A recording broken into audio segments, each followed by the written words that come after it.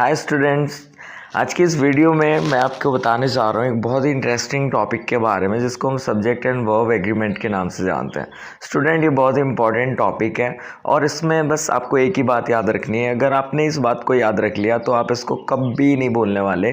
Means के अगर आपका नाउन सिंगुलर है तो आपको वर्ब भी सिंगुलर यूज़ करनी है और आपका नाउन प्लूरल है तो आपको प्लूरल ही वर्ब यूज़ करनी है। अब यहाँ पर एक वेरिएशन और है, एक डिफरेंस और होता है और वो क्या है, वो ये है कि अगर आप नाउन में एस या ई एस लगाते हैं तो वो प्लूरल हो जाता है, बट यहाँ पर इसका अपोजिट उल्टा होता है आपके वर्ब के साथ। अगर आप अपनी वर्ब में एस या ई एस लगाते हैं तो वो सिंगुलर हो जाती है। आपको ये ध्यान रखना है। Means BOYS, boys. बॉयज़ एक नाउन है। बॉय मीन्स लड़का और बॉयज़ मीन्स लड़के। बट अगर हम करते हैं PLAY, प्ले, तो ये वर्ब है प्लूरल और हम इसमें एस लगा देते हैं तो ये वर्ब हो जाती है सिंगुलर। तो स्टूडेंट, आपको यही ध्यान रखना है। बाकी छोटे छोटे पिन पॉइंट्स हैं, अगर आप उनको if you will keep all those points in your mind so it will too easy to understand all the things. So let's begin today's video and I hope you will watch complete video to understand all the things in a better way. चलिए शुरू करते हैं।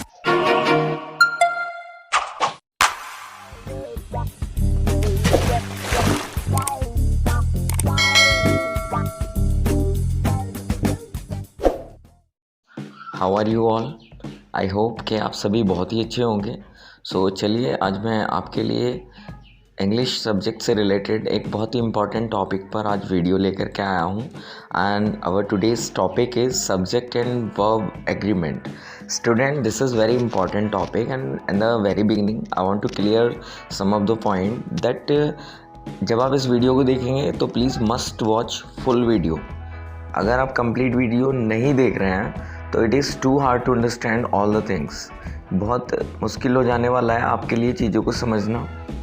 और दूसरी important बात ये है कि ये ऐसे रूल्स हैं जो कुछ स्पेसिफिकेशंस के साथ हैं। मीन्स ये चीज़ें आपको लर्न करके ही रखनी पड़ेंगी या आपको समझनी होंगी अच्छे से, अदरवाइज़ आप इनमें मिस्टेक्स कर सकते हो क्योंकि ये कन्फ्यूजनेबल होती हैं और sometime we can get confused when we are going to use such kind of the situations. So let's begin this video and here this is the very first rule. You can look at the top of this your screen and this is subject and verb must agree in number. A student, as we talked earlier, कि जो subject और verb होती हैं वो अपने numbers में, अपनी संख्याओं में अग्री करनी चाहिए। मीन्स अगर हमारा सब्जेक्ट प्लूरल है तो obviously we will use plural verb and otherwise we have a singular subject so we will have a singular verb. Here you can look at the example, the dog growls when he is angry.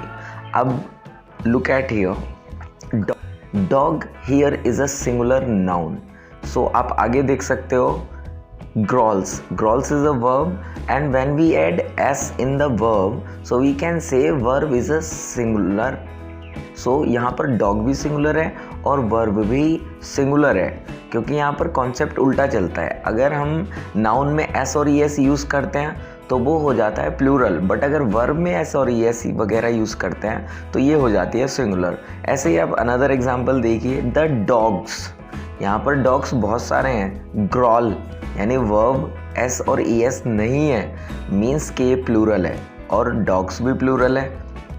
तो यानी अगर subject singular verb singular, subject plural verb plural, ये आपको बिल्कुल ध्यान रखना है अच्छे से।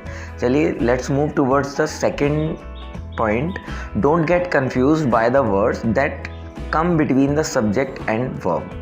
अब देखो, कई बार कुछ ऐसे वर्ड होते हैं जो सब्जेक्ट और वर्ब के बीच में आ जाते हैं, तो हमें ऐसे वर्ड से कंफ्यूज नहीं होना है क्योंकि ये हमारी वर्ब एग्रीमेंट को कुछ भी अफेक्ट नहीं करता है।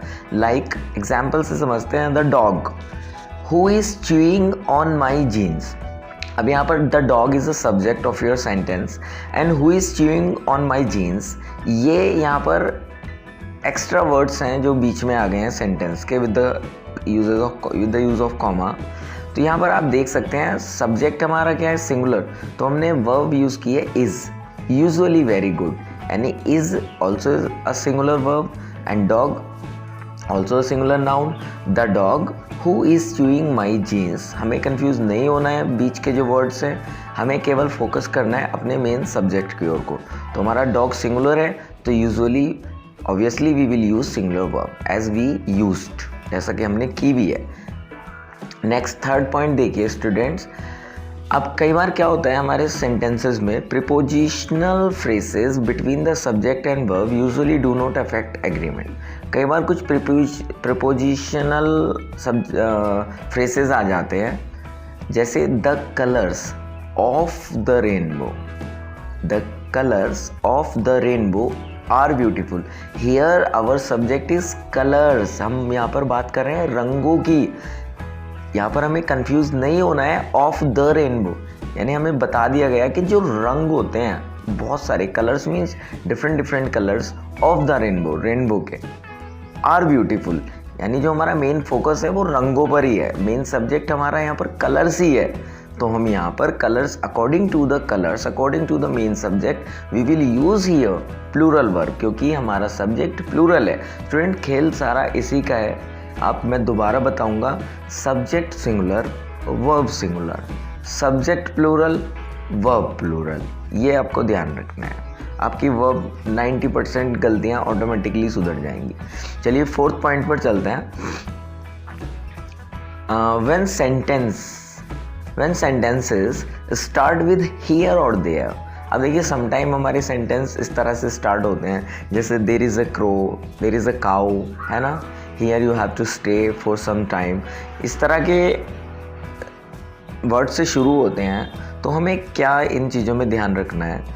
अगर कोई सेंटेंस हमारा इन वर्ड से शुरू होता है हियर और देयर से, तो the subject will always be placed after the verb, so care needs to be taken to identify it correctly.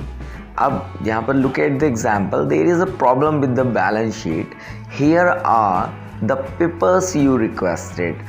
Here we used verb, as you can look here we used our helping verb before the main verb. Here you can look.